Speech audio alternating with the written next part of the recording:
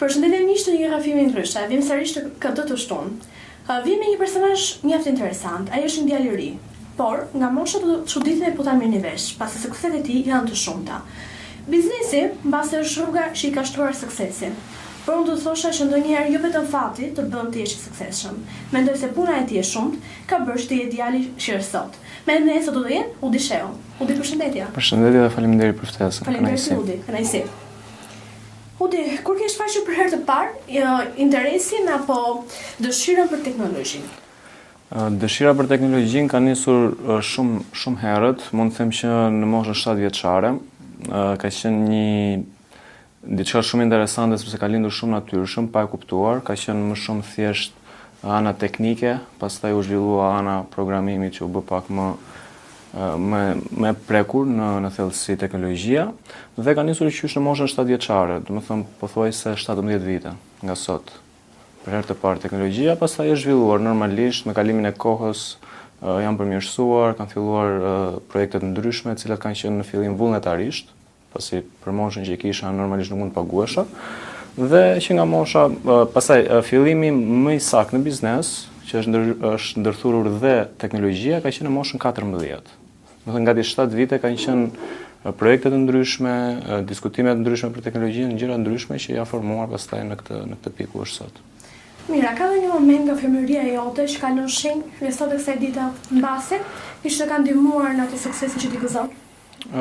Shenjë nga fëmijëria mund të them aksesi që familja më ka dhënë në pjesën teknologjike, pasi ne kemi pasur një radio në qytetin ku unë jam rritur, dhe jam lindur dhe jam rritur me Maliaj, dhe ky ka qenë një shenjë sepse ka qenë fillimi im, dhe ato i mbaj mend shumë mirë ato momentet e para një kompjuteri, momentet e para diçka e cila nuk e dija dhe nuk e imagjinoja në ato moment që mund të ishte ajo që unë do të bëja sot dhe do të kisha sukses pikërisht në këtë fushë. Domethënë ishte e pa imagjinueshme dhe besoj se ka qenë shenja më e madhe që më ka ngelur nga fëmijëria dhe cilën e kujtoj me shumë dëshirë dhe gjatë gjithë kohës mundohem që të kthehem në Maliaj për të kujtuar edhe një herë gjithë atë pjesën e nostalgjisë që më.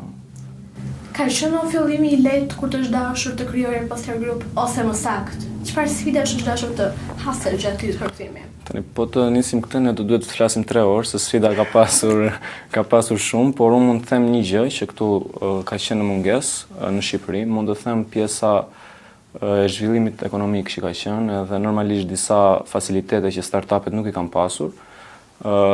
Sot, nëse do të marrim sot dhe para 4 vitesh kur unë krijova kompaninë, gjërat kanë ndryshuar dhe pikërisht janë disa momente kritike për Shqipërinë, të cilët janë ndryshuar. Këtu mund të marrë që nga edukimi i klientëve dhe deri në mekanizmat që shteti apo bizneset përdorin për pjesën e marketingut. Pasi unë mbaj mend në vitin 2020, pas Covid, teknologjia ishte pothuajse jo e përhapur dhe ishte pothuajse inekzistente. Domethënë askush nuk kishte as informacion dhe të gjithë thjesht kishin një iluzion dhe e shihnin si diçka të pamundur, diçka të paprekur. Kjo ka qenë sfida e parë.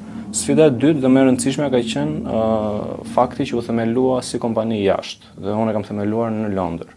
Kjo ka qenë një sfidë më vete, pasi ka pasur shumë paraqykime, ka pasur shumë tentativa për të mos marrë projekte të ndryshme sepse vjen nga një vend i huaj, flisja një gjë ndryshe, kisha një kulturë ndryshe, nuk isha si ata. Kjo ka qenë një sfidë, por mendoj se puna me kualitet, vendosmëria, edhe fakti që ti do ta bësh diçka me patjetër, normalisht do të konvertohet pastaj në pjesën që ti do të vazhdosh ecurinë tënde dhe nuk ka zgjidhje tjetër. Mirë, përveç karrierës tënde si biznesmen, çfarë bën Udin të ndihet i plotësuar dhe i lumtur? Mund të them koha që shpenzoj me familjen, rutina ime, e cila është një rutinë pothuajse e njëjtë për ditë, dhe arrit të balancoj të dyja si jetën personale si jetën profesionale, po koha me familjen, shoqëria, janë ato momente ku unë ndihem i plotësuar dhe mendoj për një moment që jam okay dhe nuk më duhet asgjë tjetër. Kjo është gjëja që më bën të ndihem i plotësuar. Nëse do doje të realizoj një ëndër që nuk ishte lidhje pikërisht me karrierën tënde, cila do të ishte ajo? Kam pasur një ëndër, të cilën mendoj se sot po e kthej në realitet. Ka qenë lidhja me komunitetin. Unë kam qenë shumë i lidhur me komunitetin në qytetin tim, pastaj u lidha pak më tepër me komunitetin në Shqipëri dhe ne sot dëshira ime ka qenë të ndihmoj komunitetin shqiptar dhe ne sot kemi themeluar së bashku me katër anëtar të tjerë kemi themeluar Business Network Albania, një shoqat për të ndihmuar të gjithë sipërmarrësit shqiptar në gjithë botën për të bashkëpunuar, për të rrjedzuar dhe për të rikthyer gjithë investitorët nga shtetet në diasporë për të rikthyer për të investojnë në Shqipëri. Kjo ka qenë ëndra ime. Besoj se kjo ka qenë ëndra më e madhe realisht. Kthimi diçka mbrapa në komunitet me asetet që un kam, sepse normalisht këto janë mundësitë, edhe un jam pak me këmbë në tokë, nuk është se ndërroj gjëra shumë të mëdha të cilat dalin jashtë atyre që un mund të bëj. Kështu që besoj se kjo ka qenë ëndra më e madhe, komuniteti. Mirë, pra të më tregove që nuk je një njeri egoist, i cili dëshiron që suksesin ta mbaj vetëm për vete. Ti dëshiron që ta ndash dhe me të tjerët. Po. Unë gjithmonë e them që suksesi nuk është vetëm i imi, është i familjes time, është i skuadrës time, të cilët janë realisht persona që punojnë shumë për të dhënë të gjitha rezultatet, pasi ne klientët i kemi klient potencial dhe normalisht ata kërkojnë një kualitet ndryshe, kërkojnë diçka unike, diçka ekskluzive, dhe është suksesi i të gjithëve, nuk mund të them që e bëj vetëm unë, sepse në fund ditës është një mendje, po janë dhe 13 mendje të tjera dhe normalisht bashkë kemi më të fortë, kështu që është suksesi i të gjithëve. Patjetër. A mendon se ndonjëherë angazhimet e tua profesionale të kanë ndikuar negativisht në një marrëdhënie? Po, më kanë ndikuar. Më kanë ndikuar, por normalisht kam marrë një mësim, kam kuptuar që duhet të dedikohem pak më shumë kohë vetes, por nga ana tjetër mendoj që është edhe normale, sepse një person që nuk arrin dot të kuptojë impenjimin tënd, pasi unë kompaninë e kisha si një foshnjë dhe më duhet të investoja kohën time pafund, një person që nuk të kupton janë të dy anët e medaljes. Ka marrë anën e mirë që nuk duhet të fokusohem vetëm te puna, por ka marrë dhe anën tjetër që ky person, qoftë mik apo çfarë do lloj marrëdhënie tjetër, nuk ka qenë për mua. Mirë, këtë dua ta lidh pak me punën tënde si sipërmarrës. Cili ka qenë vendimi jot më i guximshëm? Më i guximshëm mund të them ka qenë kur ne ndryshuam modelin e biznesit të kompanisë, pasi kompania lindi si një ide tjetër dhe mua në vitin 2022 do më duhet merrja një vendim që ose do të shkonim drejt mbylljes, drejt falimentimit, ose më saktë drejt diçka që nuk po gjeneronte asgjë dhe ndryshuam modelin e biznesit dhe u kthyem në një kompani që ofronte shërbim, pasi ne kemi qenë një platformë në fillim si ide. Dhe normalisht u ndryshua modeli i biznesit dhe ky ka qenë një vendim shumë i guximshëm. Pse? Sepse konkurrentët, tregu i huaj, i cili për mua ishte i panjohur, patjetër që mund ta njihja nga ana e marketingut, por nuk e kisha prekur dhe këtu është problemi sot që shumë njerëz flasin në teori pa provuar praktikën. Dhe unë aty kam kuptuar që një person që është në marketing profesionist nuk flet kur pa provuar praktikën dhe vetëm në teori, sepse aty ti shikoj sfidat e reja të cilat nuk i kisha parashikuar dhe as nuk mund ti mendoje që ekzistonin. Kështu që ky ka qenë vendimi më i guximshëm. Mira, ka hundi në një person apo burim frymëzimi që i shtrëheu kënë e suksesit? Po, këtë mund ta them me bindje të plot. Sot e kam edhe normalisht ka qenë frymëzim që në moshë të vogël, është frymëzim tani dhe do të jetë frymëzim gjithmonë. Është baba im, sepse unë nga ai kam marrë disa mësime shumë të vlefshme në fushën e biznesit. Palërmënjan edhe mama normalisht, po baba i ka qenë personi që më ka shtruar atë rrugën, që më ka treguar të mirat pozitive dhe ato negative të bërit biznes, më ka treguar rëndësinë e komunitetit dhe më ka treguar ato ulje ngritje që ai ka pasur në bizneset e veta për t'i pasur unë si mësime në të ardhmen dhe mos të bëja ndoshta deri diku të njëjtat zgjedhje. Mirë, si e shikon rolin e teknologjisë pikërisht në formimin e bizneseve shqiptare? Mendon se janë përshtatur me teknologjinë apo vazhdojnë sërish me atë mënyrën tradicionale të bërit biznes? Janë përshtatur, të thash, dy vitet e fundit ka pasur një zhvillim shumë të madh Shqipëria.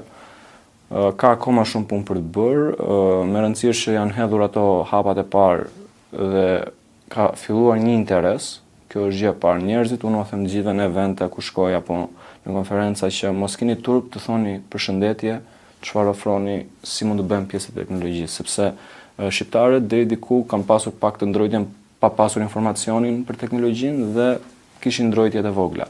Ka ardhur momenti që gjërat po ndryshojnë ka ardhur momenti që bizneset po implementojnë teknologjinë dhe marketingun dhe mendoj se kjo është e mira më e madhe që mund të ndodhë në Shqipëri, që ne të konkurrojmë në arenën ndërkombëtare. Mirë, do të cek pak pjesë që e marr me dizajn, ke pasur edhe një markën tënde. Ke duke bazuar në këtë eksperiencë, unë dua të pyes, a mendon që cilësia që marketingu i një malli që ti ofron të bën pikërisht të suksesshëm në atë treg?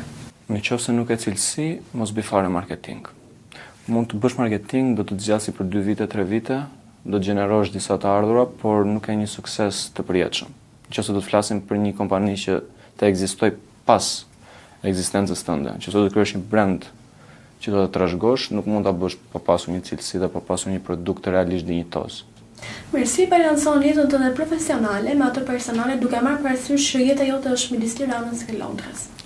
Është pak rëmuj, por të thash nga rutina e kam pak të disiplinuar, mundohem të kryej sa më shumë aktivitete për veten, mundohem të shpenzoj më shumë kohë me familjen, mundohem të fokusohem në hobit që të më bëjnë deri diku të balancoj atë ngarkesën e punës edhe ngarkesën e trajnimeve që kam apo gjërave angazhimeve të tjera që mund të kem dhe kryesisht të shpenzoj kohë me familjen, bëj aktivitete sportive të ndryshme, këto një rutinë e përditshme e njëjtë pothuajse.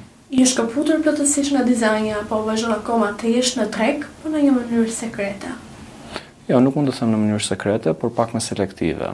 Mendoj se kur një kompani fillon të rritet, duhet të ndryshoj pak edhe target grupin që ka. Edhe në këtë formë ne kemi arritur në një pikë që po punojmë me disa klientë ekskluziv dhe jemi duke punuar në pjesën e dizajnit dhe prodhimit të veshjeve, por në një formë me disa klientë të përzgjedhur dhe selektiv, të cilët janë në tregun jashtë, jo në Shqipëri. Mirudi, do më prekësh një projekt që të ka emocionuar vërtet, një projekt që ka qenë shumë i vështirë në realizimin e tij. Mbase ju shëlinge me biznesin aktual që ka? Projekti vështirë, mund të them një nga ndryshimet më të mëdha që ne kemi bërë një website në Skoci, edhe një projekt tjetër marketingu në Gjermani. Kanë qenë sfida sepse kanë qenë tregje të reja, mentalitet tjetër i konsumatorit, i klientit në këtë rast, dhe ka qenë sfidë për neve gjithë me metodologjia e tyre e punës. Ata kishin disa kushte të cilat mendoj se neve na kanë bërë mirë dhe në të njëjtën kohë na kanë bërë që dhe ne të perfeksionojmë veten tonë, kanë qenë klientët e parë mund të them, dhe na kanë sjell atë përshtypjen e saktë se si ne duhet të bënim disa gjëra në vazhdim. Si është të ardhmen e biznesit në Shqipëri? Të Poster Group apo të bizneseve në tërësi. Mendoj se shqiptarët duhet të fokusohen pak më shumë te komuniteti, duhet të rrjedhëzimi, të bashkëpunimi. Neve kemi një fat të mirë që jemi një nga popujt më të vjetër, edhe mund të them me plot bindje më të zgjuar dhe ne duhet të bëhemi bashkë në qoftë se ne duam të arrijmë të shkojmë jashtë territorit të Shqipërisë. Nëse ne do të jemi të ndarë dhe do të bashkëpunojmë më para me një të huaj sa me një shqiptar, ne do të ngelemi po në vend numëro dhe nuk do të ndodhi asnjë zhvillim. A mendon se të rinjt shqiptar kanë vërtet guximin për të marrë në biznes? Po, mendoj se kanë, por thjesht nuk kanë pasur edukimin e duhur dhe nuk kanë pasur edhe mjetet e duhura. Mekanizmi është shumë i rëndësishëm. Duke nisur këtu ka shumë komponentë që duhet patjetër këtyre të vendosen në dispozicion këtyre të rinjve, por është dhe edukimi, sepse deri para disa vitesh pakën kur kam qenë unë në shkollë, ka pasur informacion, por nuk ka qenë informacion i detajuar për të edukuar ty për sfidat e biznesit, për sfidat që ti mund të kesh apo për të krijuar një biznes. Nuk po flasim lokalisht për në Shqipëri, po flasim për një biznes ndërkombëtar. Dhe këtu ka munguar kjo edukimi këtyre të rinjve. Dhe nga ana tjetër kanë qenë dhe mjetet, që duhen patjetër të vendosen në dispozicion si nga sipërmarrës, si nga organizata, si nga shteti, dhe duhet të krijohet një mekanizëm dhe një cikël që njëri të ketë interes, dëshirë dhe pasion për të krijuar një biznes. Ku është të ardhmen të ndëvut? Patjetër që në Shqipëri. Besoj në Shqipëri. Tani nuk i dihet asnjëherë, por Shqipëria është vendi që më përmbush deri diku. Pra ti do të investosh pikërisht në vendin tënd? Po, jemi duke e bërë. Domethënë gjithë eksperjenca që kemi marrë jashtë jemi duke investuar në Shqipëri. Mirë, unë dua ta mbyll këtë intervistë duke më dhënë një këshill apo një mesazh për të gjithë të rinj që duan të mbyllin së biznesit, por kanë frikë se mbase dështojnë. Mesazhi që dua të jap është ky, të gjejnë një person të suksesshëm, të mos kenë turp, kjo është shumë kryesore. Kjo ka qenë shpreha e parë që më është thënë kur kam shkuar në Angli, mos ke turp të pyesësh për çdo gjë. Dhe të gjejnë një mentor, një person që ti mbështes në të gjithë hapat që ata duan të ndërmarrin dhe normalisht të synojnë të bëjnë diçka të madhe, jo për në Shqipëri, por për ta përfaqësuar Shqipërinë jashtë territorit të saj. Dhe vetëm në këtë formë ti do të gjesh disa pika në një model biznesi, do të gjesh disa pika që ta nisësh nga këtu për me idenë për të shkuar jashtë. Dhe aty ti kuptojnë që nuk ka më frikë, sepse në momentin që ti do të notosh në disa ujëra të rrezikshëm jashtë, Shqipëria do të bëhet mbështetja jote dhe gjithë komuniteti shqiptar do të jetë mbështetja jote. Prandaj për mua është shumë e rëndësishme komuniteti dhe krijimi i kontakteve. Rrjedhimi, domethënë networking, është shumë i rëndësishëm dhe duhet të investojnë sepse këta janë personat që do të bëjnë ty të kesh nesër sukses. U dishe shumë kënaqësi, gëturoj shumë suksese në këptimin. Edhe ju gjithashtu. Faleminderit. Miq, ky ishte Udi, takimi jon i radhës do të jetë në shtunë tjetër. Deri atëherë, mirë ta kafshim.